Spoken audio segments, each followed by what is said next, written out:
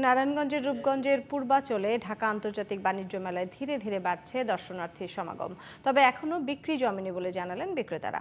গত বছরের তুলনায় এবার ব্যবসার সফল মেলা হবে বলে আশা করছেন ব্যবসায়ীরা। এদিকে মেলায় নিয়মকানুন ও পরিষ্কার পরিচ্ছন্নতায় এবার কঠোর অবস্থানে রয়েছে কর্তৃপক্ষ। নারায়ণগঞ্জ প্রতিনিধি আশিকুর রহমান হান্নানের রিপোর্ট, বিস্তারিত জানাচ্ছেন সোহেল আহমদ। পূর্বাচলে বাংলাদেশ চায়না ফ্রেন্ডশিপ এক্সিবিশন সেন্টারে চলছে ঢাকা আন্তর্জাতিক বাণিজ্য মেলা।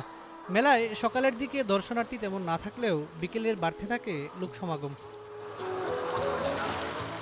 মেলা প্রাঙ্গণ জুড়ে দেশি বিদেশি বাহারি পণ্যের পসরা সাজিয়ে বসেছেন উদ্যোক্তারা। পণ্যে নতুনত্ব আনার পাশাপাশি ক্রেতা দর্শনার্থীদের আকর্ষণ করতে নিয়েছেন নানা কৌশল। ক্রেতারাও স্বাচ্ছন্দ্যে খুঁজে নিচ্ছেন নিজেদের পণ্য। শাল কিনলাম, তারপর কম্পিউটার কিনলাম, ভালো লাগছে। মানে মনে হয়েছে যে না, সত্যি বাইরের বাণিজ্য মেলা আসাটা আমাদেরই হয়েছে। আন্তর্জাতিক বাণিজ্য মেলা এসে আমার খুব ভালো লাগছে। খুব শৃঙ্খল, সুন্দর, পরিষ্কার পরিচ্ছন্ন। আর হচ্ছে যে স্টল, বাইরে কোনো দোকান নেই। অন্য বছর থেকে আমার কাছে এখানে এই বছর বেশি ভালো লাগতেছে। যদি কোনো কিছু ভালো লাগে এবং প্রাইস যদি ওরকম রিজনেবল হয়, আমার মতো করে হয়, তবে নিব। বেচাকেনা এখনো না জমলেও সামনের দিনগুলোতে জমজমাট হওয়ার আশা তাদের। আশা করছি সেকেন্ড ফ্রাইডে থেকে আমরা উপচে পড়া ভিড় পাবো। আর তাছাড়া হচ্ছে আমাদের স্টলে অনেক বেশি ডিসকাউন্ট আছে। এবারের মেলায় ৩৬২টি স্টলে বাংলাদেশ ছাড়াও রয়েছে বিশ্বের ৭টি দেশের পণ্য।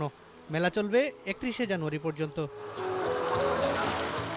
Sohel Ahmed, GTV news.